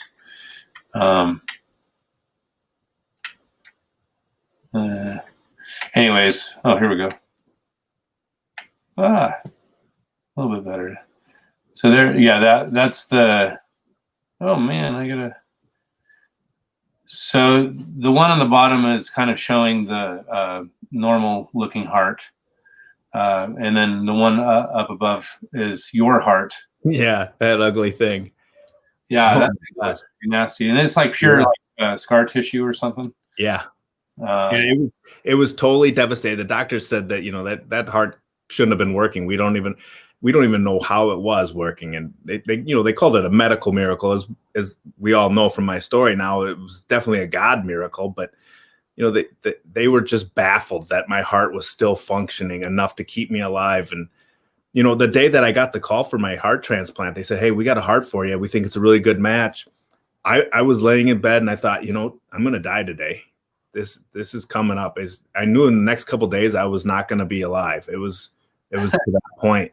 And you know, it's God's timing. He got me the right heart, and that was another reaffirming moment, because you know, I happened to be Catholic, and I got the heart on Ash Wednesday of 2019. So that was, you know, to me, I was like, wow, that's such a renewal, you know. I mean, it really is I mean, there's really no other way to explain it for me. It was perfect timing. Yeah. Gosh, man. See, and I another aspect of my show and really just my journey of trying to figure things out. You know, I've actually had people like comment on videos that I've made, like interviews, and they're like almost like ridiculing me for not going down a certain direction with my you know, questions and whatnot, and or maybe I don't give them enough of an opportunity to share certain things. And the reason I'm even talking about this is because I actually feel like a lot of this is my journey. And I don't mean to make it about me, but I have all these questions because I want to understand things. It's me contemplating the cosmos. Yeah, and you should. Why wouldn't you take that opportunity? You know, I often joke about it with people, but I feel really strongly too, is that, you know, people who have a strong faith, they have their normal practices to enrich their faith, whether it's going to church, or if it's, you know, real deep prayers, or whatever it is. They get into scripture and they read it, you know, and that's where you get your meat, right? You get your meat of your diet there. But this is like dessert. Dessert tastes good. It feels good. You know, it's fun to have. You don't need it. It's not gonna save you if you believe me or you don't believe me, but it's beautiful. Why wouldn't you look at it and see the because all I'm able to tell you is how much God loves you. That's the only thing I can really bring to you. But it's cool because he does love you. It's awesome. And it's just, you know, it's like I said, it's dessert. You get to know that there is this beautiful heaven waiting for us. And, you know, who wouldn't want to go there? Yeah. You know, I definitely want, I mean, every time I talk to somebody that explains these experiences to me, I'm just taken back, and I'm like, oh my gosh, I feel like, I mean, if anything, I want to present to people on this platform that we are here for a purpose. And I think that we need, there's patterns that I've identified to, and that is, number one, we are supposed to transform by the renewing of our mind, and Jesus laid the foundation, and we are to mimic what Jesus did. because he's the one that actually laid it out there and said, this is what it is to do the will of the Father. Yeah. And if you don't do the will of the Father, then you are not in me, or whatever. I mean, that's kind of the concept of it. And I actually feel like a lot of people, maybe they're not to the point where I'm at on my journey, or maybe I'm not to the point where they're at on their journey.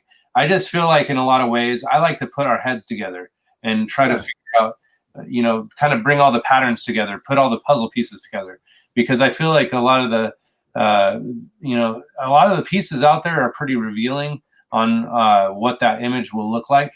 But sometimes I have to find that image from you. I have to get that puzzle piece from you, or I have to get the puzzle piece from someone else, just to kind of paint that picture. Now, granted, I don't think that I'll ever be able to,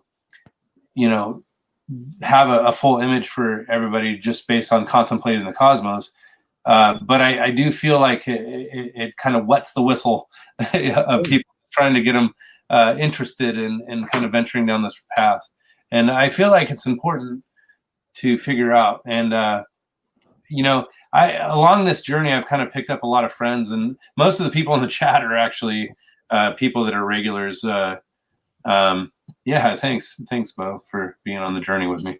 Bama, she says, I was told in 2014 I had 1 to 2 years to live. That was hard to hear. I think God keeps me here for a reason. I'm really stubborn. I think you were stubborn too, Brian. Yeah, I tend to have that reputation. So anyways, and again, a lot of it too is, I'm trying to figure out, a lot of people will masquerade. Well, I shouldn't say masquerade. I know there's a lot of people that say, I have the truth, and this is them speaking. I have the truth, and I'm, Jesus is the way, the truth, and the life. No one comes to the Father but by him. But that's a pretty bold statement. And to say that there is no other way to the Father, there's a lot of people that say, well, I have the truth and I don't have to go through Jesus.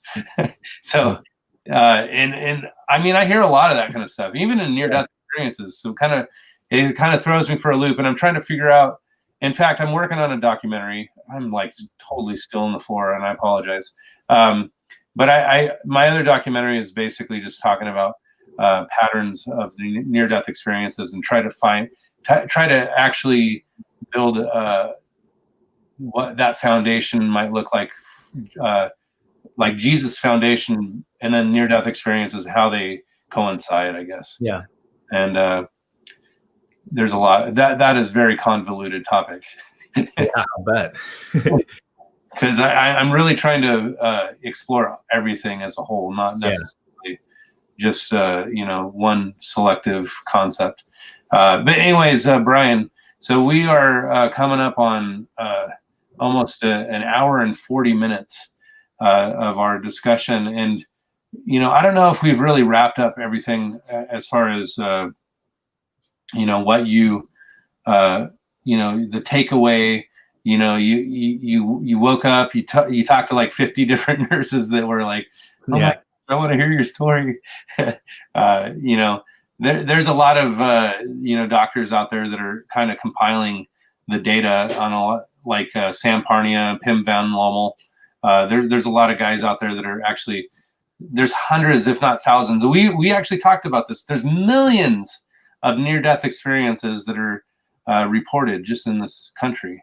And I actually feel like there's got to be, there's so many millions of experiences out there that haven't been spoken about. And I feel like we're given these little glimpses for a reason. And I believe that he's going to use you to reach not just my audience. I feel like, have you ever shared on a platform like this, or? I've given a few interviews. Of course, I had my recovery. So, 2019 was when I had my heart transplant. So it was a long recovery process. I was able to get my book was really basically my journal that I had kept during this whole incident. And I did that because, you know, if I died, I wanted at least this story to be preserved in some way. So then when I got the heart transplant, I felt a little bit more energized, and I was able to take some time and actually put it into a book format and then get it published. But I was planning right before COVID is when my book had come out in last fall. And so, you know, I had a whole book tour lined up. Everything got shut down. As soon as COVID hit, I wasn't able to go through with it. So I've done some interviews like this over the, you know, at least on the internet. And, you know, so it's been limited, but, you know, I try to share it as much as I can, but, you know, it's still in the early stages because of COVID. It really has put a damper on it. It is a very unusual time, and I don't suspect it's going to get much better. Yeah, it doesn't seem, there's not a lot of hope for that. I don't know what, things are all up in the air. I don't necessarily want to get into my political stance. I definitely, and it's not just political. I feel like it's spiritual. I mean, see, this is an area that I get into a lot, and I'm actually looking forward to talking to Bo, this guy here. He's asking you a question. Have you had any other supernatural experiences since you met Jesus? So, no, you know, I haven't had anything. You know, he doesn't talk to me, or, you know, doesn't give me any signs that I would say. And, you know, I don't dream a whole lot, so I don't have a lot of experiences with that. I will say though, when I go to mass, I feel the closest to God that I do at any other point in my life. So, you know, I go every day because I get to, you know, as Catholics, we believe that we get to have Jesus, and I get this feeling when I have the Eucharist. I feel very strongly that I'm with Jesus, and it's as close as I can feel, even more than my prayers. So you know, that's about the only thing I could say that for supernatural that I experiences that I get is every day when I go to mass. Yeah. I mean, and I'm glad that you're even having mass nowadays, because I mean, I was involved in a church that literally hasn't opened their doors since March. And I'm kind of seeking other fellowships, so to speak, but you could call me a Protestant. I don't protest like I might have in the past. I actually, I look at things a little more, I don't want to say liberally, but I definitely look at things more open-minded now, because I feel like there's, I don't think everybody has all the answers. I don't think any individual has all the answers. I think that one group has all the answers. I think that there's bits and pieces of the truth in a lot of different things. And there's beautiful souls in every religion.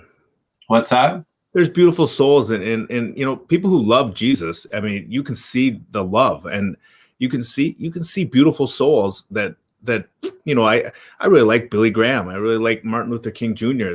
They weren't Catholic, but I know that they love Jesus. And you know, I can look at a lot of Catholics and I can say, hey, they love Jesus. And so, I mean, anybody who loves Jesus and has that real love for him, you know, you can see it, and it comes out. It's something that you really can't hide. It's just, there's that beauty. And I think that's the thing that I at least I know from seeing heaven, is I can see that beauty, that love coming out of other people. And it's a wonderful thing.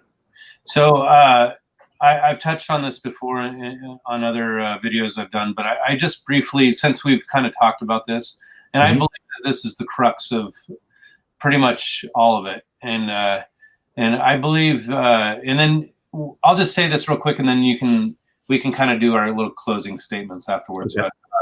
But if anybody's familiar with Matthew 5-7, it's basically the Sermon on the Mount. And it starts off with the Beatitudes, like, blessed are the poor in spirit, blessed are the meek, blessed are the peacemakers. You know, it gets into like kind of the attitude on how to approach life, basically. And then it says, blessed are, and then it goes on to say, I didn't come to abolish the law, but to fulfill it. You know, the golden rule kind of stems from that. so everybody has some sort of information or doctrine that comes from that. And now in chapter 7, it goes on to say, many will come to me saying, Lord, Lord, I did all these things in your name. And then I'll say, depart from me. I never knew you, you who practice lawlessness. You didn't do the will of my Father. The reason I want to talk about this is because a lot of people, and again, I don't know how to take that that's in scripture and apply it to what you went through, because I hear a lot of people saying, like, no, Jesus is not going to say, depart from me. He's going to take me in under his wing or whatever. And but I think that there's kind of this nature about how we are to be, and that is actually laid by the foundation of Jesus. And he actually talks about, the wise man built his house on the rock, and Jesus is the rock. And if we're building our fundamentals on top of this foundation, we are literally becoming Jesus, in the sense that we are becoming like Jesus. I'm not saying with him, right? Yeah. So I think that is the goal. It should be, at least. And obviously the cross is going to do the work, and Jesus's blood will cover all sin. Now, I don't really know to what degree that actually will look like. In some ways, I wonder if, I consider the universalist perspective, like, wait, maybe Jesus is going to blot out all the sin, and only the ones that reject the Holy Spirit are going to go to hell, or I don't know. There's all these things that I think about, and it's like, and so forgive me for venturing down this road. No, that's okay. That's good. It's important. I feel like we need to really consider it. So anyways, so if there's kind of a crux for you, is there anything that you feel like would be a good takeaway for people from your experience, and then kind of, to wrap it up from your position, I guess? Yeah, just I'll go off of what you just said. It just popped into my head that, my whole life, I kind of looked for God, right? I was sort of looking for him through my life, and what I realized when I was there is that he was always there reaching for me. He does love us, and there's no question that he is full of forgiveness. I personally wouldn't take the risk of not repenting and accepting his love now. I just wouldn't take the risk that you're going to have a 6 to 7 hour fight that you can make amends with them and really talk to him and try to have some contrition. I wouldn't take that risk, and I don't take that risk. I pray to him every day. I honestly think that if I didn't pray, I would die. I don't think that I would live. And I don't say that lightly. I feel that after I pray and I go to mass, I feel my spirits are lifted. And, that connection is that resistance that I was talking about with that funnel is shaved down, and I still have light bills to pay, and I still have kids to feed, and I got to do dishes and do other things, like a normal human being. So I have a lot of distractions, right? As we all do. But I try to live my life a little bit closer to God every single day. I try to bring that connection. And if we're going through life and we're saying, hey, you know what, God's just going to forgive me and he's just going to do this, but I'm going to continue to do all these other things that are separate from him.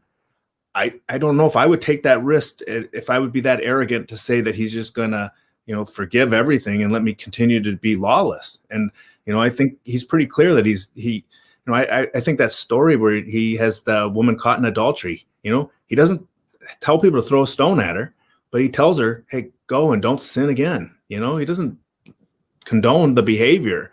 And so I personally wouldn't take that risk. I would, ask for forgiveness every time I make a mistake. I don't wait around for it. I do it right away now. And he does say sin no more, by the way. Yeah. It's, it's pretty clear, I think. And I personally wouldn't take that risk. I think that his love is so welcoming, is so perfect and pure.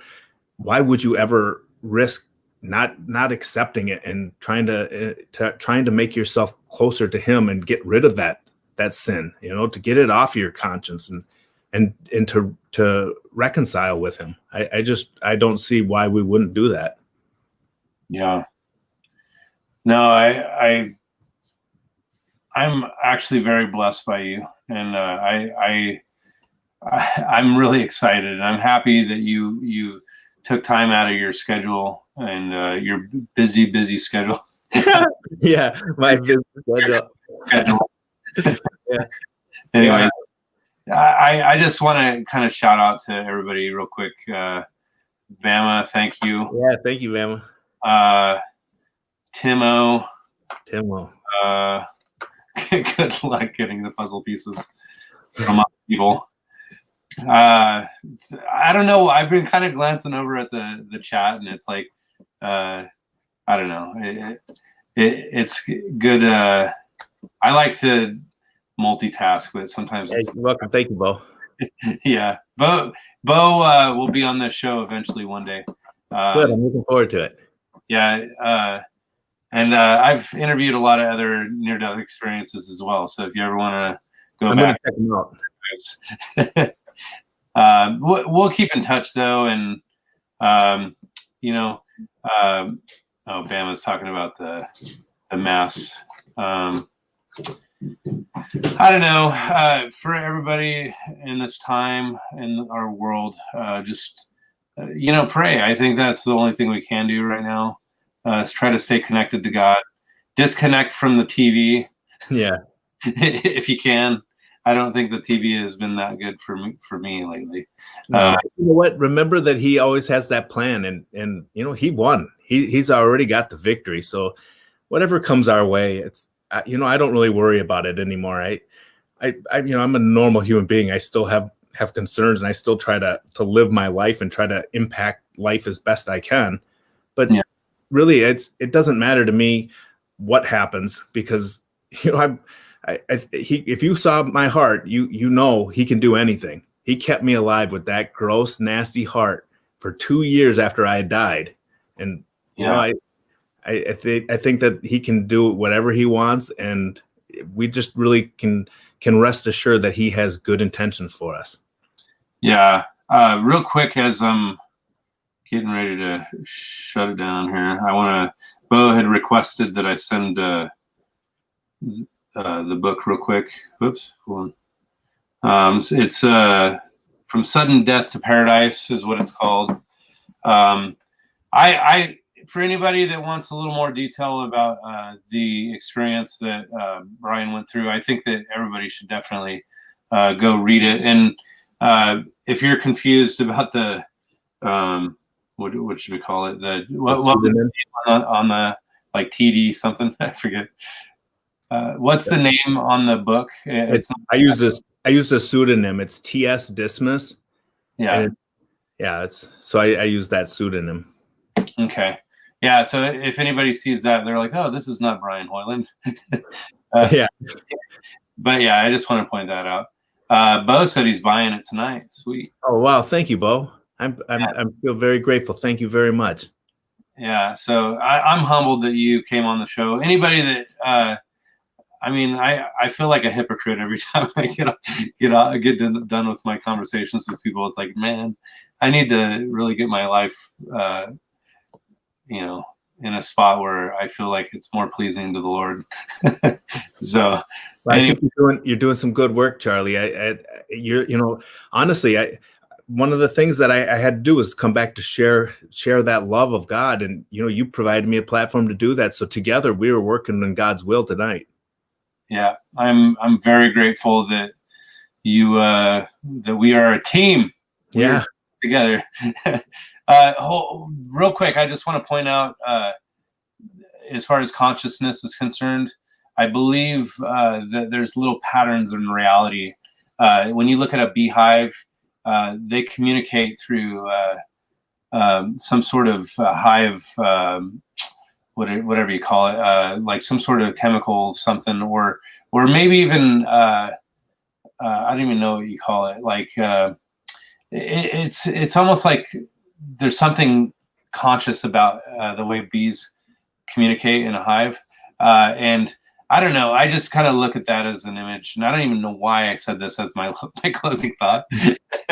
But anyways, that's the complexity of God for you. Yeah. And I think that the deeper you go down this rabbit hole of trying to figure out the mind of God, the more ineffable it seems as you get down there. Yeah. So anyway, Brian, they're so above ours, aren't they? Oh yeah. So maybe one day, I'll meet you in person.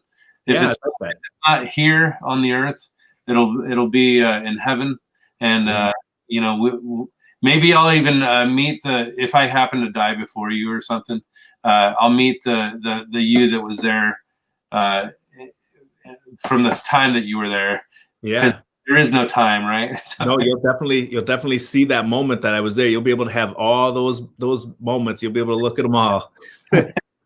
Although if I die before you, I might hang out in your little tunnel and jump out and scare you a little bit if I'm given permission to do so.